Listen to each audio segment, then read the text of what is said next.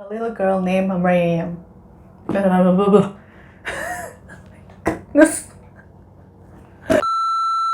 Hi everyone, it's Vivian here. So for today's video, I'm going to share my opinion on this book and a little bit of spoiler about the storyline as well. So it is a novel called A Thousand Splendid Suns. It is written by Khaled Hosseini. He's an Afghan-American writer.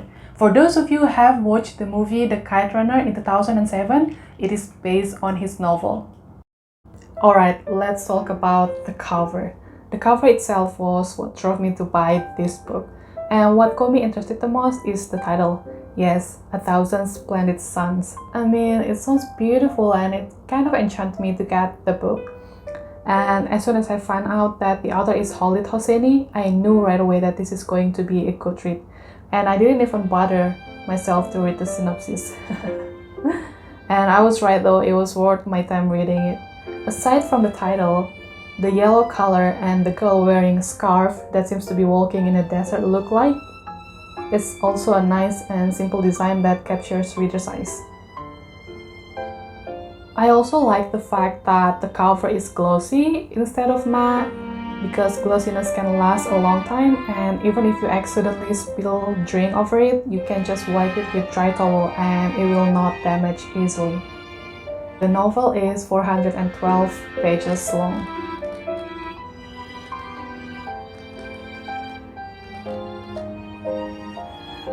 Along with postscripts and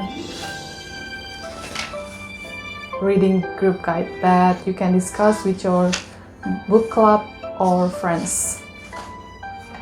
The size is also a perfect fit size if you wish to carry it inside your bag so you can freely read it everywhere. Alright, let's move on into the story. If you want to read the book without any spoiler, pause the video right now and go get the book. And I will put a link in the description box where you can get the book. But I'm sorry if you don't live in Indonesia, as the link is only available in Indonesia. But of course, you can look into other e-commerce that's available in your country. Alright, I'm gonna explain the story briefly and clearly so you will not get bored listening to me. So the main character on this book is a little girl named Miriam. Miriam lives with her mother in a kolba. A kolba is a small house made with mud, where sometimes Miriam's father came to visit her in the kolba. Miriam was born as a harami. If you guys don't know what a harami is an illegitimate child. So her father, named Jalil, is a wealthy, well-known man in Herat. Herat is the third largest city in Afghanistan. For your information, Miriam's mother has mental issues and she committed suicide upon Miriam's travel to see her father in Herat. So Miriam forced to live with her father and his two wives. But it didn't last long because her own father, Jalil, forced Miriam into marrying a 45-year-old man named Rashid, a shoemaker from Kabul. But Miriam, she couldn't do anything about it because she's just a little girl and powerless. So the day they got married, Miriam moved right away to Rashid's house in Kabul. In the first few months, Rashid treated Miriam really nice, super gently, and he buys everything for her. But it didn't last long until she lost their baby in her very first pregnancy at a very young age. And Rashid's nice treatment changed into rude and nearly abusive. A few years has gone by and there's a second character named Layla. So Layla lives a few houses away from Rashid's and Miriam's house.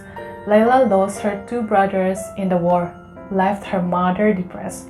Now, Layla has a boy best friend named Tariq, and because they're very close, the neighbors start spreading rumors about them, and that leads them to romance.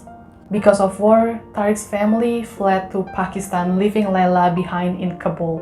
A few months later, Layla's family has decided to move to Pakistan as well. As they were preparing to leave, a sudden bomb struck right into Layla's house, leaving Layla as an orphan. Then Miriam and Rashid took her into their house, caring for her, but it didn't last long until Rashid asked Layla for a second marriage. because Rashid didn't want the neighbor to start rumor about Layla, a 15-year-old girl living in a husband and wife's house. And Layla said yes because Layla has nothing left anymore for her. She lost both of her parents, her brothers, and her Prince Charming, Tariq. The marriage of course made Mariam unhappy and disliked Layla. A few months later, Layla got pregnant with a baby girl named Aziza. But Rashid didn't quite like the fact that the baby is a girl instead of a boy. So again, Rashid's treatment changed to Layla and also the baby. Mariam and Layla's relationship got better, mostly because of the baby, Aziza. And one day they tried to escape from Rashid to Pakistan, but it didn't turn out well because they get caught by the local authorities.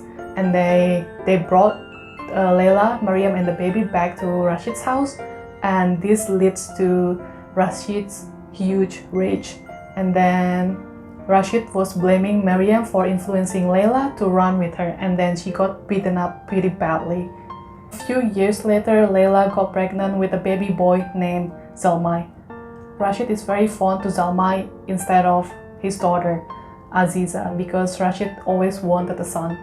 Few years has gone by and suddenly Layla learned that Tariq is still very much alive, so they began to see each other in Rashid's house. When Rashid found out that they're doing this behind his back, he got really angry and he started to beat Layla almost to death. As Mariam saw this, she knew that if she didn't stop Rashid, he will kill Layla for real.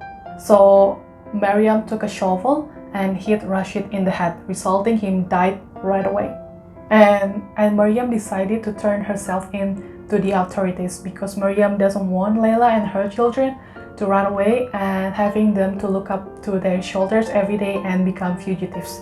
So the authorities sentenced Mariam to death because an eye for an eye's law.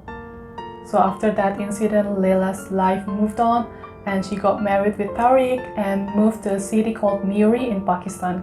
A few years later, when the war is over, they decided to move back to Kabul and renovating an orphanage to a school. And then Layla got pregnant with the third child. They haven't known the baby's gender yet. Now listen to the end of the story. At the page of 402, as she walks to her desk at the front of the class, Layla thinks of the naming game they would play again over dinner the night before. It has become a nightly ritual ever since Layla gave Tariq and the children the news. Back forth they go, making a case for their own choice. Tariq likes Muhammad. Zalmai, who has recently watched Superman on tape, is puzzled as to why an Afghan boy cannot be named Clark. Aziza is campaigning hard for Aman. Layla likes Omar, but the game involves only male names because if it's a girl, Layla has already named her, which is Mariam. So I think Mariam in Layla's eyes, not only her hero, but like as a friend, as a mother to their baby Zalmai and Aziza. In this book, when Mariam was sentenced to death, Mariam told Layla that please tell Aziza that the Nur of my eyes and the Sultan of my heart. Oh my god, I really like it. I think it's so beautiful. Nur of my eyes and the Sultan of my heart.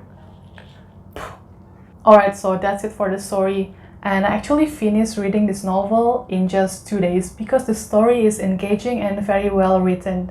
And the author described every event suspensefully, leading the readers eager to want to know what will happen next. Khaled Hosseini is a great storyteller, there's no doubt about that. Alright, I hope I didn't bore you with the story. But if you're looking for the next book to read, I highly recommend getting A Splendid Thousand Suns. You will not regret it, I promise.